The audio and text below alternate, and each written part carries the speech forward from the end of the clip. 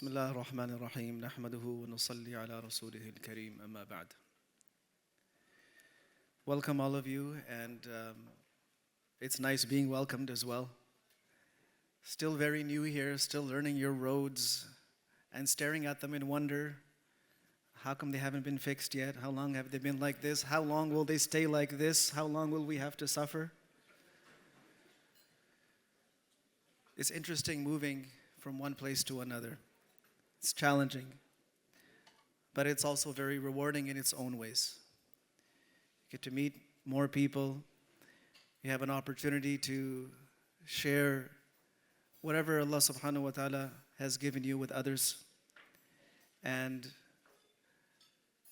it's a process. Like Sheikh Abdullah was saying, it's not easy to create the next generation of Ibadur Rahman, the next generation of the slaves of Allah subhanahu wa ta'ala, the next generation of those who will prostrate in front of Allah and glorify Him and take His name and elevate His name, the next generation of those people who will spread the deen of Allah, the next generation of those people who will become the face of Islam. This is a massive undertaking, but it is also a crucial undertaking. Because if we do not have a proper succession plan for ourselves as a generation, then we are actually paving the path for Islam to wither out. Alhamdulillah, thumma alhamdulillah, there are efforts taking place across all of North America. People have dug in with grit and determination, and they're struggling and striving in many, many different areas. In the areas of Islamic education, in the areas of masajid, in the area of community activities and social justice, and all kinds of wonderful things are happening out there. May Allah subhanahu wa ta'ala accept whatever effort is being done for His deen, and may Allah subhanahu wa ta'ala enable us to do it in the right way. One of our greatest challenges, aside from the challenges that affect our faith directly, is the challenge that affects our akhlaq, our mannerisms directly. We are, of course, prone to taking on and absorbing the effects of our environment. And sometimes the environment can be very brutal. The environment can be extremely, extremely materialistic. Sometimes it can just be all about me and my achievements and my progress and my business and my gains of whatever it is I'm trying to gain. And we become very self-centered people. And sometimes in the process of this, we start losing the value of the human being. We stop looking at human beings as the most honored makhluk of Allah, and we just start looking at them as another contact, another business opportunity, just another person on the street, just another person that I have to say hi to on my way to work or school. The value of the human being decreases in our eyes to the extent that we plunge into our worldly endeavors and not take out time for other human beings and not take out time for our own self-development. The most important thing in this world is the human being. The most precious thing in this world is the human being. And the better we learn to interact with each other and deal with each other and help each other, the better Muslims we are. The Prophet ﷺ said it in such clear words, it doesn't get better than that, where he says, أَكْمَلُ الْمُؤْمِنِينَ إِيمَانًا أَحْسَنُهُمْ خُلُقًا. The most complete person in iman, and one thinks iman is a thing of the heart, it's faith, it's beliefs. No, the most complete iman belongs to the person who has the most beautiful conduct, the most beautiful mannerisms, the most beautiful character. This person has the most complete iman. I believe it was Fudayl ibn Iyad rahimahullah who said that إِذَا خَالَطْتَ فَخَالِطْ حَسَنَ الْخُلُقِ. if you must intermingle with people, if you must meet people and socialize, then only socialize with people who are very well-mannered, people who are polished, refined. فَإِنَّهُ لَا يَدْعُو إِلَّا إِلَى خَيْرٍ. Because he will always lead you to good. By example, by setting a good example of how things should be done, how conditions and situations should be managed. By his kind speech, he will show you how speech should be conducted. When he's upset and angry, he will show you how to behave when you're upset and angry. And وَصَاحِبُهُ مِنْهُ فِي رَاحَةٍ. You'll never have to worry about being hurt by this person. You'll always be at ease. You'll always be in comfort because of this person. And he says, وَلَا تُخَالِطْ سَيِّئَ الْخُلُقِ. Never mix with, never spend your time with someone who is ill-mannered. No matter how pious from a religious and a worship perspective they may be, don't hang out with people who have bad manners. فَإِنَّهُ لَا يَدْعُو إِلَّا إِلَى شَرٍ. He will always lead you to problems. Either because he will set a bad example for you, he will teach you the wrong way, and you might look up to this person, you might have some kind of reverence for this person, but because the person doesn't have good conduct, you will think that what this person is doing is right. So it's okay to talk to someone like that. It's okay to behave like that. It's okay to do that because I look up to this person. He says, don't mix with people with bad manners. They will completely change your way of looking things, and you'll start seeing wrong as right and right as wrong. وَصَاحِبُهُ مِنْهُ فِي عَنَاءٍ. And whoever stays with such a person is always going to be in trouble. They're always going to be cringing. You're always going to be in some kind of discomfort because of something they said, something they did. You're always a potential target of that person's misbehavior. Harun al-Rashid once came out of his palace. He had his whole entourage with him. And an elderly man grabbed the rein of his horse and shouted at him, "Ittaqillaha ya Harun." And he started talking very, very roughly to him. This is the ruler of the time. And the man is yelling and screaming. So all the guards got together. They said, we're going to, sort this guy out. So Harun Rashid told them, no, leave him alone. In fact, escort him to the castle. I want to speak to him.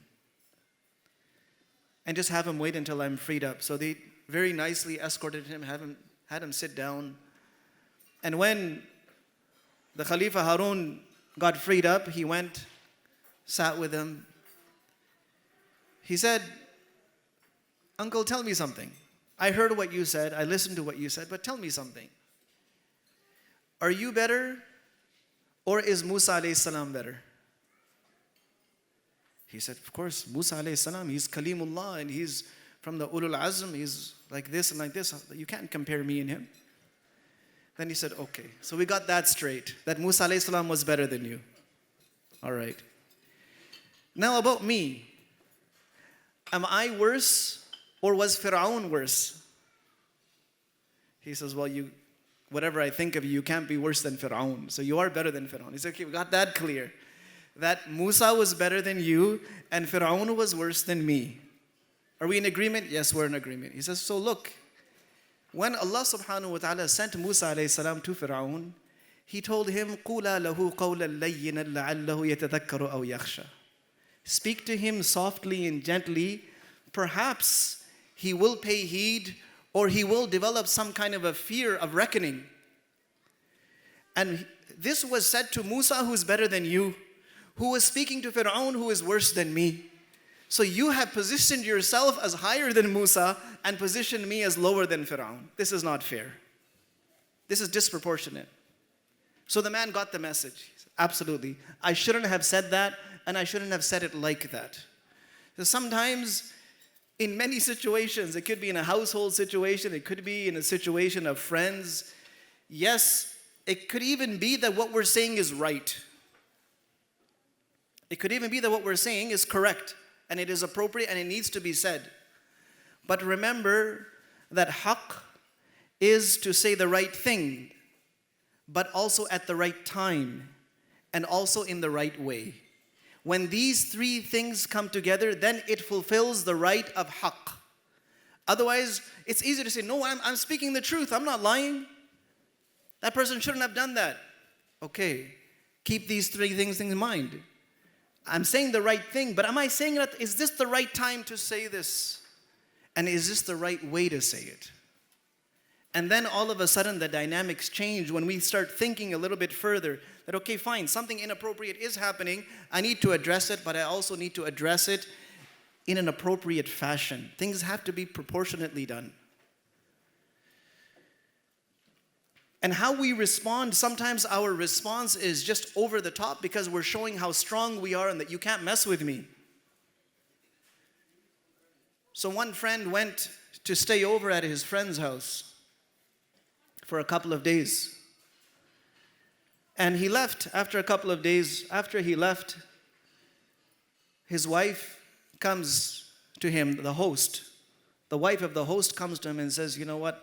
There's something that's been bothering me for a few days. I've been hesitating to bring it up with you, but I must. And that is that, you know, when your friend left, I had a very, very expensive necklace of mine in that room, and that necklace is missing. He's like, what? She's like, yeah, it's missing. Go and look yourself. So he looks around for it. She looks around for it. They can't find it. They're very puzzled. He said, look, I can't say anything to him. This is my best friend. We have known each other since we were children. He would never do something like that. And even if he did, there's no way I can't raise it with him. Anyway, time passed, and the wife started getting more and more disturbed. She said, such a precious necklace. This is not right. At least ask him. At least ask him. Slowly, slowly, slowly, she convinced him to have a conversation, which was a difficult thing for him. Eventually, he has the conversation. He says, look, I hate to bring this up, and I'm sure it's just some kind of a misunderstanding, but you know, in that room that you were staying, there was a necklace that my wife was keeping, and it seems to be missing. Did you happen to see it or anything? So the man, the guest, was quiet for a little while. He said, yeah, you know, I was going through a bit of a hard patch, and I needed some funds really, really quick, but it's finished now. It's sorted out. How much was the necklace? He says, oh, it was this and this. He says, oh yeah, that's good. That's about what I would have made from it. So I'm coming over and I'm giving you the money. So just like that, he comes over, he brings this money, and he says, I'm sorry about it. I was just, I thought we were friends and it wouldn't matter. I always had the intention to repay you. All of this happens. The host and his wife are, of course, maybe a bit upset, but the way he came forward and paid it so quickly, it removed anything that was in their heart. They said that, no, this person is trustworthy. If he was dodgy, he would have covered up, he would have denied, he would have this. Anyway, so everything was patched up. Interesting story, right? But it gets more interesting. Because a few days later, they found the necklace in their house. And now they're like, what's this? And at that time, they realized two things, as they should have. They made a very serious mistake by thinking that that friend had it. That was silly on their part. It was premature on their part. But then they also realized what kind of friend that is, what kind of akhlaq he has. That rather than let them stay in this situation of doubting him or in this desperation of trying to find that necklace, he right away just said, yeah, it was me. Here's the money. Go on, live your life. You can never forget someone like that, and you will always feel indebted to someone like that. It's a different level of beauty of akhlaq. What would have happened if that was me? If someone accused us? The story would have gone in a completely different direction and probably never have spoken to that person ever again. How we deal with situations, is our gain, our little victory in that second, is it that important that we destroy the relationship? That we destroy the individual? Our temporary gain, our aha, see, I was right, is it that important? So these things are of ibrah. These things are, You know, Hatim Ta'i was known to be a very generous man, and once he was called by one of the rulers to ask about another tribal leader whose name was Amir. He said, tell me, what is your view about Amir? He said, Amir, oh, I am not even worthy to be his slave. He said, really? He's your competitor, he's your opponent. He says, no, he is too high. One day he calls Amir and he says, what's your view about Hatim? He says, Hatim, oof, I'm not even worthy of being his slave. I'm not even worthy of sitting in his company. So the king called both of them. He says, this is what makes both of you such great leaders. This nobility of conduct is what makes you people so great. A man was being sentenced to death, and just as he was being taken away or about to be killed, he started swearing at the king and just cussing at him and insulting him, cursing him. But the problem was the king didn't understand that guy's language. He spoke a different language. So the king asked his wazir, who did know that language, he says, what's that guy saying? He's saying that may Allah bless the king, may Allah give the king a long life, and I'm happy to give my life because it's the king's order, and he's praising you, he's glorifying you, he's doing this and this and this. And he says that if it's coming from the king, anything that comes from the king is good, even if it is death. He was like, really? He's saying all of that? But then there was another minister on the other side who also knew what the guy was saying. He says, no, king, that's not what he's saying. That's the opposite of what he's saying. He's saying, shut up. His translation was wrong, but look at the feelings it created inside my heart. Your translation was right, but look at what it did inside my heart. He let the man go. So the words of a Muslim can be a balm. They can help heal broken hearts. They can help people move on with their lives, defeat the challenges that so many people are going through in so many areas of their life. Or it can do the exact opposite. That choice is up to us. How we use these tongues, how we act out our responses, how we treat people, and how we deal with people. These are things we can control today. And this is also a part of the journey of knowledge, of tazkiyah and tarbiyah. It's all part of the same journey. May Allah subhanahu wa ta'ala open up our hearts to knowledge, and may Allah subhanahu wa ta'ala purify our hearts and our nafs. Allahumma ati nufusana taqwaha wa zakkiha anta khayru man zakkaha anta waliyuha wa mawlaha. Wa sallallahu wa sallama wa baraka ala nabiyyina Muhammadin wa ala alihi wa sahbihi ajma'in.